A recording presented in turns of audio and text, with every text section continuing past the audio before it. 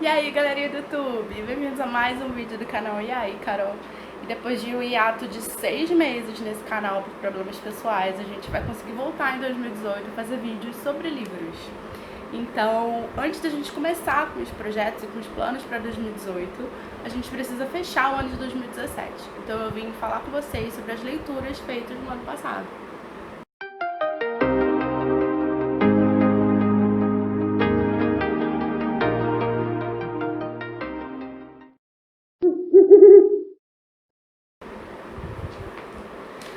Para me ajudar a lembrar dos livros que eu já li, eu uso meu caderno de leituras. Eu vou deixar o link aqui em cima do vídeo que eu fiz mostrando esse caderno de leituras. Só que eu comecei a organizar as minhas leituras a partir de abril, então eu não tenho a menor noção do que eu li antes disso. Provavelmente eu li 1 ou 2 livros, enfim, e quando eu fiquei mais inspirada para ler e para começar bem o ano foi em abril, quando eu resolvi fazer o caderno. Então a gente vai ter um déficit aí de alguns meses que eu não marquei aqui, mas vamos lá. Para começar abril de 2017, eu li Corações Impuros, do Vitor Ribeiro. Eu fiz um vídeo para esse livro, eu vou deixar também aqui no link.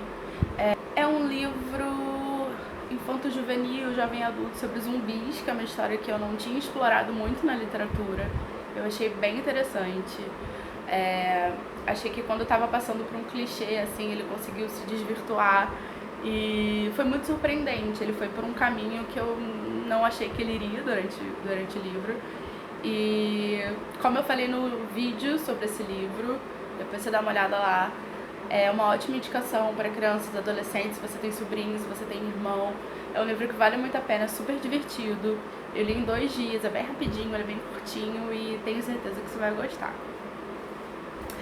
Depois eu li O Demonologista, do Andrew Piper, que com certeza ficou na lista dos melhores do ano.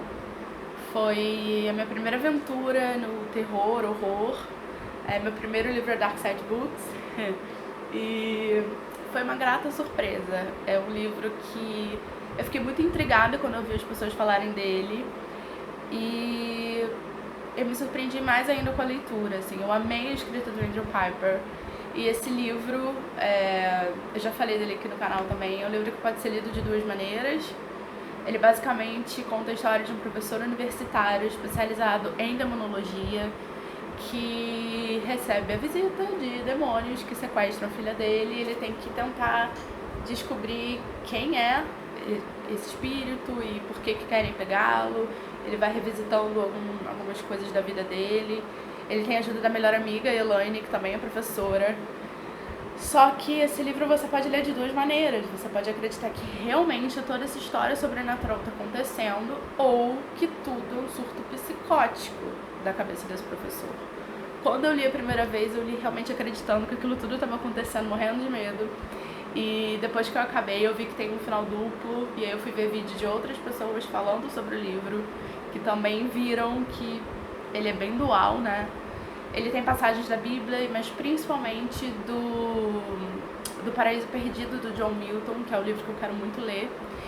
E é um livro incrível, incrível. Eu já quero ler Os Condenados também, do Andrew Piper, quero ver se eu compro esse ano.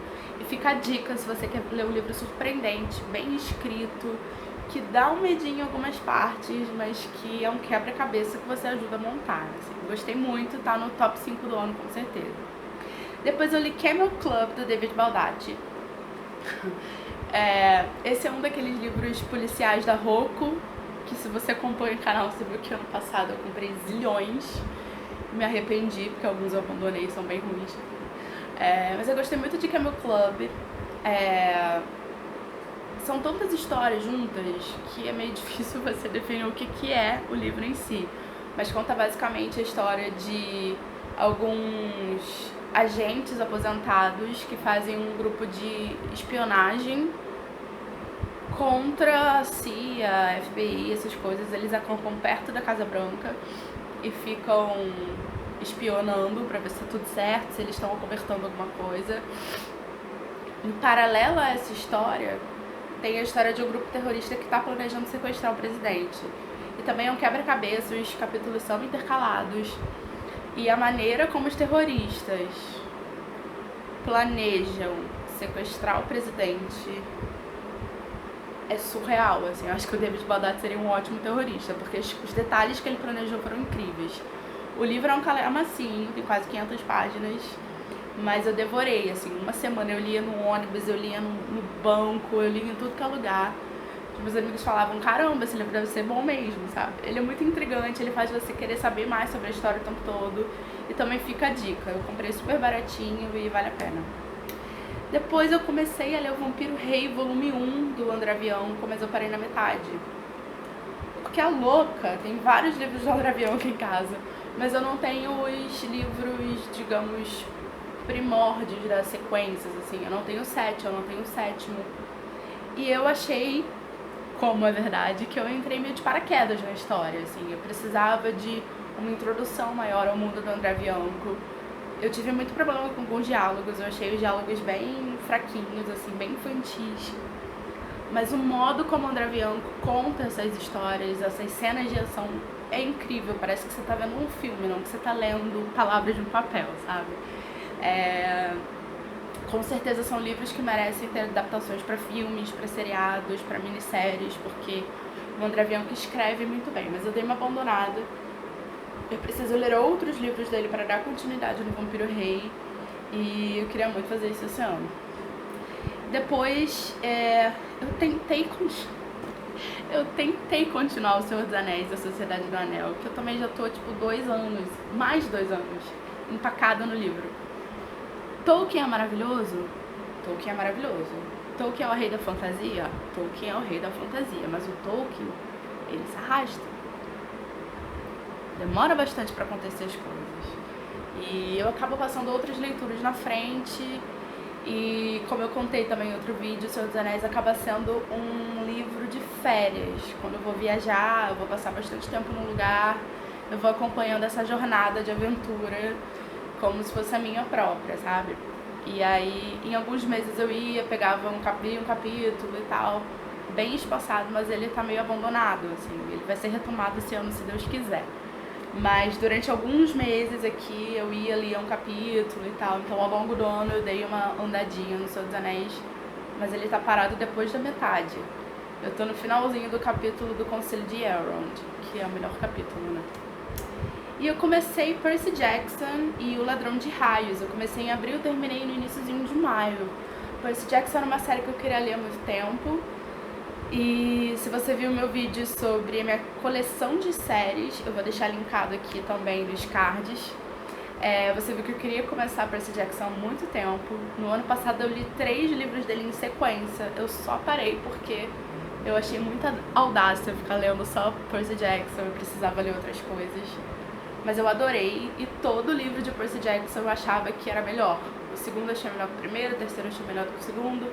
Com certeza eu vou amar todos os outros. Então, em abril eu comecei o meu contato com Percy Jackson. Amei, amei. Eu acho que é um livro incrível para ser trabalhado na escola. E fundir as aulas de história com aula de literatura, de português, eu acho incrível. E eu adorei o mundo criado pelo Rick Riordan. Eu amei o Percy Jackson, ele tem uma personalidade maravilhosa. E eu quero terminar a série esse ano. Em abril eu comecei Percy Jackson, Ladrão de Raios, terminei no iníciozinho de maio e já emendei no Mar de Monstros, como eu falei, adorei. E depois eu li Frankenstein, da Mary Shelley. Ai, gente, aqueles livros que eu queria ler há tanto tempo e que quando você termina você fala, por que eu demorei tanto para ler esse livro? É incrível, ele traz reflexões muito intensas sobre julgamento de aparências, sobre busca incessante por conhecimento, sobre os limites da ciência. Eu achei incrível, eu fiquei apaixonada pela criatura, porque Frankenstein é o nome do médico. A criatura, que não tem nome, ela é tão pura, ela é tão inocente, e na verdade os vilões do livro são os humanos, né? Que julgam, que o machucam, que o dilaceram pela sua ignorância, pelo desconhecido, e o julgam pela aparência dele, né? Então é um livro incrível, incrível. Ao mesmo tempo que eu tava lendo Frankenstein, eu tava lendo O Grande Deus Pan, que é um livro sobre é um livro de um ator galês chamado Arthur McCann. É o tema da minha monografia, que um dia sairá. E eu tava lendo os dois em conjuntos e são os livros primordiais da ficção científica, né? Eles falam sobre experiências científicas que não deram tanto certo assim. Em O Grande Deus Pan, um cientista faz uma experiência neurológica onde ele ativa como se fosse um botãozinho na cabeça de uma menina chamada Mary, e ele diz que ela verá o grande Deus Pan, que é o Deus da natureza, o Deus de todas as coisas, e que por isso ele é o Deus do caos, porque ele tira tudo de sua ordem natural. E alguns acontecimentos muito estranhos vão acontecendo, cada capítulo narra um acontecimento diferente, e você acha que eles estão meio desconexos, e no final o quebra-cabeça se encaixa. E tudo tá ligado a essa experiência do primeiro capítulo. É um livro incrível, é um livro super fininho. Dá pra você ler em um dia tranquilamente. Eu já falei um pouquinho dele no outro vídeo, vou deixar aqui também linkado. Mas eu vou fazer um vídeo só dele quando eu terminar a monografia. A gente tem mais detalhes aí pra discutir. Mas é um livro incrível, ele foi lançado no Brasil ano passado pela editora Penalux. Ele tá a um preço super acessível, posso deixar o link aqui embaixo se você quiser comprar. E fica a dica de um livraço, é o primórdio do horror. O Arthur McKenna, ele fez a transição do gênero gótico pro horror, principalmente o horror cósmico, e é um livro incrível, vale muito a pena você ler, e com certeza tá num dos melhores do ano também. Passando para junho de 2017, eu li num aplicativo de celular, eu li A Rainha Vermelha, da Victoria Aveyard. Fazia um tempo, eu acho, que eu não lia livros jovens adultos. Esse livro tava numa hype no Booktube incrível, tava todo mundo lendo. E eu fiquei muito interessada. Realmente é um universo incrível. São aquelas distopias adolescentes que a gente já tá meio saturado, né? Um mundo pós-apocalíptico dividido em duas partes. O sangue vermelho, que são o povo comum, e o sangue prateado, que são os nobres e que tem poderes especiais. Só que a gente se depara com a Mari. Eu esqueci o nome dela. É Mari. E ela é uma sangue vermelha, só que ela tem poderes e muito poderosos. E ela acaba indo trabalhar no castelo, acaba sendo uma prometida do príncipe, enfim. Só que é um livro que tem reviravoltas a todo capítulo, é um livro com muita aventura. É um livro que quando você acha que ele tá indo pro clichê, ela consegue se desvencilhar. Quando você acha que tá indo pra mais do mesmo, ela surpreende. Então foi um livro que eu gostei muito, é um livro que me surpreendeu muito positivamente. E nesse mesmo mês de junho eu já comecei a continuação, que é A Espada de Vidro. E eu também parei no meio, porque eu não sei se é o ritmo muito acelerado da história, mas eu acabei ficando um pouco exausta da leitura, ficou me cansando muito.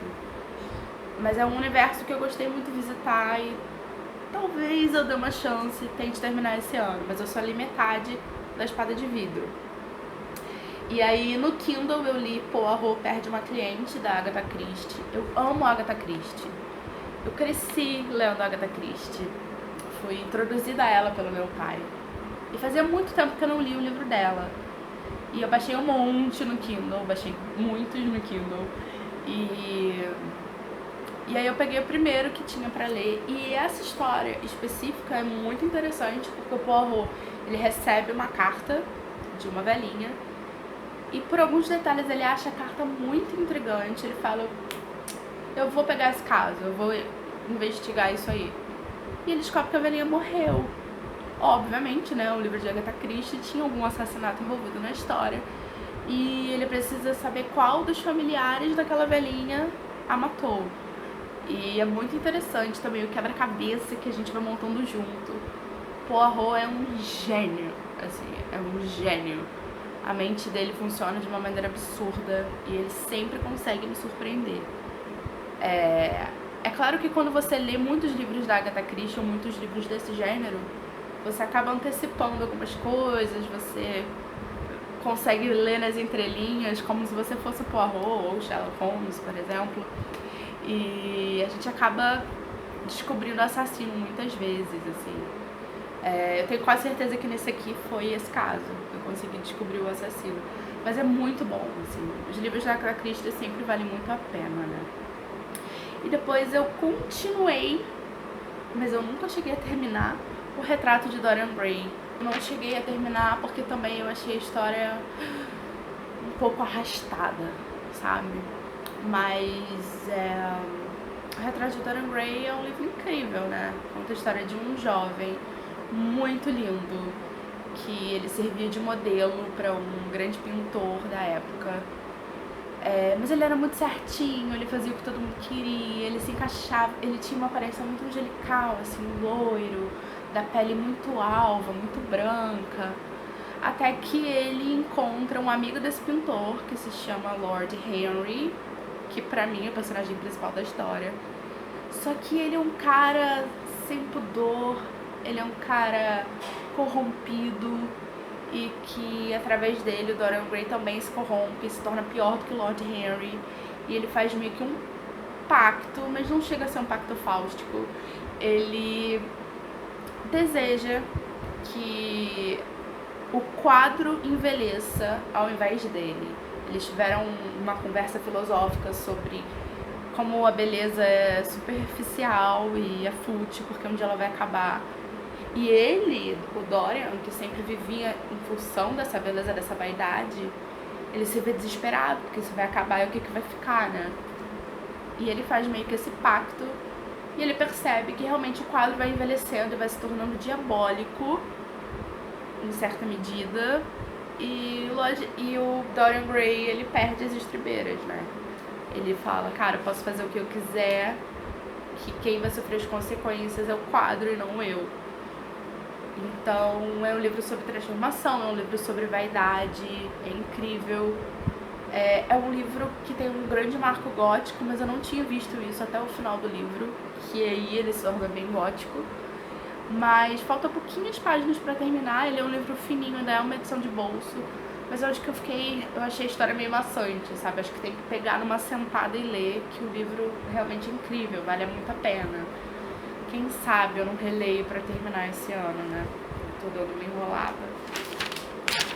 Depois, em julho, eu li Um Estudo em Vermelho, do Arthur Conan Doyle, que é, se eu não me engano, a primeira história do Sherlock Holmes.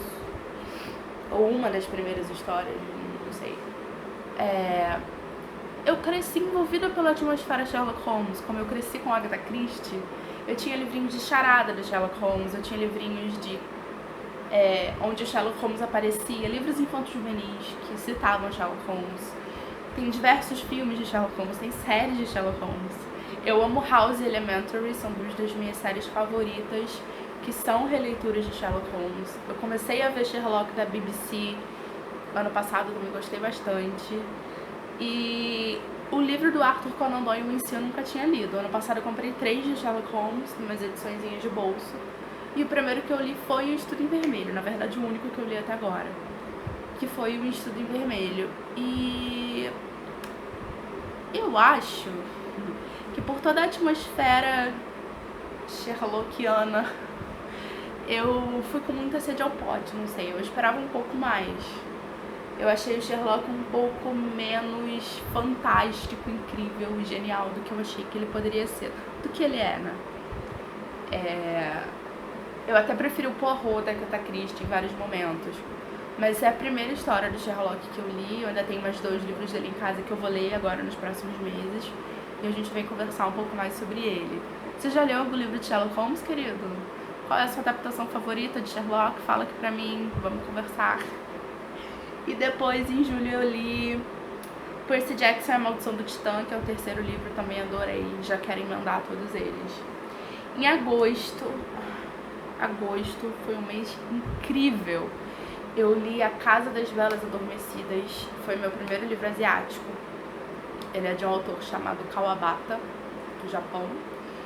E ele conta a história... Bom, o título é autoexplicativo, é A Casa das Velas Adormecidas. Alguns homens, geralmente idosos, vão para uma casa super pequena, um sobradinho de 2 andares. Uma senhora também de idade os recebe E eles pagam para passar a noite com meninas jovens adormecidas. Elas tomam um sonífero, elas vão acordar bem depois de o cara já ter ido embora no dia seguinte. Eles têm a regra de que eles não podem violar as meninas, eles podem beijar, eles podem tocar, sentir o cheiro, mas eles não podem fazer sexo com elas, a maioria delas são virgens. E é um livro que ele aguça os nossos sentidos de uma maneira incrível. Ele narra o cheiro do ambiente, o cheiro do cabelo, o cheiro da pele das meninas, o reflexo da cor das cortinas no quarto, o toque, como é a pele de cada uma, o cabelo, a cor dos lábios, a volta dos seios, a curva do quadril. Ele narra o corpo feminino de uma maneira muito poética. Você consegue visualizar realmente como é cada uma dessas belas adormecidas. E cada uma dessas meninas vai desencadeando memórias desse senhor idoso, de mulheres e de situações envolvendo mulheres que já passaram pela vida dele, narradas de maneira muito sensível, aflorando os sentidos. É um livro incrível, é um livro super fininho. Eu não esperava que tivesse tanta coisa assim dentro dele. É um livro que eu vou reler ainda, com certeza. E vale muito a pena. É um livro que eu indico pra todo mundo, porque a forma tão poética como ele é narrado parece uma poesia mesmo. E é um romance, é uma novela, né? Um romance pequenininho. E outro livro igualmente poético que eu li foi Paraíso, da Tatiana Salem Levi. Esse livro eu vi lá no canal da Rita, eu vou deixar o link desse vídeo dela aqui embaixo. E ela fala tanto desse livro, é um livro que ela já leu tantas vezes. E volta e meia ela fala desse livro no canal dela. Eu fiquei muito intrigada. Mas eu nunca vi esse livro vendendo em lugar nenhum, nem em sebo, nem em livraria. E um dia eu tava indo pegar o ônibus e eu passei por uma feirinha de livros, de rua mesmo, que tava acontecendo, numa cidade aqui perto. E eu falei, vou dar uma olhada, não achei nada demais. Quando eu tava quase indo embora, eu vi, uma prateleira cheia desses livros e tava R$5. Falei, agora eu vou pegar. É um livro também super fininho e muito denso. Ele narra a história da Ana, que é uma escritora que tá procurando inspiração pro novo livro dela, e ela é uma pessoa super independente e tal. E ela tem sexo casual com um rapaz, e no dia seguinte ele conta pra ela que ele é HIV positivo. Ela tava um pouco bêbada, se eu me lembro bem, e ela não tem certeza se eles usaram proteção, se eles usaram camisinha. E ela dá uma surtada, ela vai fazer uma série de testes, e o teste final pra saber realmente se o coquetel resolveu e tal, se ela tá infectada com vírus ou não, ele vai demorar a sair, enquanto ela espera esse resultado. Ela vai pra casa de uma amiga dela, famosa atriz, que é bem afastada, é uma casa no meio do nada, uma mansão quase no meio do nada, uma fazenda, cercada de natureza. Ela acha que é uma boa para fugir dos pensamentos de ansiedade dela e também para ter inspiração para esse livro dela. Só que as mulheres da família dela são meio amaldiçoadas de certa forma. Elas são infelizes no amor, elas têm acontecimentos muito intensos e tristes na vida delas. E a gente vai entrando em contato com essas memórias da Ana ao longo do livro. Histórias sobre a mãe dela, sobre a irmã, uma irmã que morreu, a irmã mais velha, sobre tias, enfim. E ela decide narrar uma história de uma escrava na região onde ela está hospedada. Então ela faz algumas pesquisas nessa região e ela resolve falar sobre a história de uma escrava, e tem cenas fortíssimas sobre essa escrava no livro, e que seria a escrava responsável pela maldição das mulheres da família dela. Então a gente vai mesclando o livro com a narração da vida da Ana e o livro que a Ana está escrevendo, são alternados assim. É incrível, é poético. A Ana entra em contato com um rapaz que também tá fugindo de algumas coisas da vida dele, também tá embrenhado lá no meio da mata. E a Ana entra em contato com pessoas que moram ali perto, que são vítimas, por exemplo, de violência doméstica. Então é uma história que fala sobre mulheres fortes, que fala sobre memória, que fala sobre como você tenta escapar dos problemas, tenta escapar da sua vida, mas não adianta, você vai encontrá-los de alguma maneira. É um livro muito poético, eu agradeço muito a Rita pela indicação. É um livro também que eu vou reler e tá com certeza no top 5 do ano. E pra terminar agosto, eu li mais um livro da Agatha Christie, que foi Os Crimes ABC. Os Crimes ABC era um dos livros da Agatha Christie que eu mais queria ler na vida. É um serial killer que mata na ordem alfabética. Tanto o sobrenome da pessoa, como a cidade onde o crime acontece, seguem a ordem alfabética. E aí o Poirot, nosso querido Poirot, ele acaba juntando as famílias dessas vítimas e convocando a sociedade em si para tentar pegar esse serial killer. Depois eu comecei um livro chamado Ninguém por Testemunha, da Elizabeth George, que faz parte daquela série de livros policiais da Rocco, mas eu parei na metade, achei bem chato, não vou continuar, não vou nem falar sobre ele. Depois eu comecei a ler O Morro dos Ventos Uivantes no Kindle, e aí eu percebi que era uma edição portuguesa, mas assim, bem ruim. Eu não consegui entender nada sobre a história, e aí eu dei uma abandonada, só que eu amei tanto o livro. E esse mês eu consegui comprá-lo num sebo, eu vou mostrar no próximo livro de Garimpadas de Sebo. E eu quero ler, recomeçar a ler no mês que vem. E aí eu reli O Grande Deus Pan pra começar a escrever monografia propriamente dita. E eu li também o meu primeiro livro do Stephen King. Eu comprei 2 livros do King esse ano pra tentar me aventurar.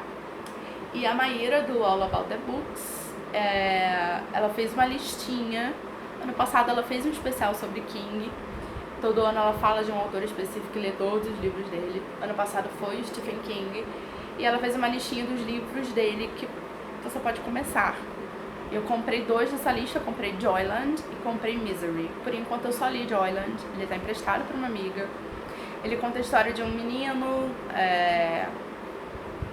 ele tira umas fériasinhas da faculdade e ele vai trabalhar no verão num parque de diversões. Só que ali aconteceu um crime, dizem que um carrinho lá, um brinquedo, ele é mal assombrado pela menina que morreu lá. E aí ele vai tentando ajudar esse espírito, mas ele não consegue ver esse espírito exatamente. Ele tenta ajudar a desvendar quem matou essa menina, ao mesmo tempo que ele entra em contato com o menino que tem uma doença terminal. E só que ele tem poderes psíquicos e ele, com a ajuda de espíritos, digamos assim, ele vai tentando desvendar esse assassinato.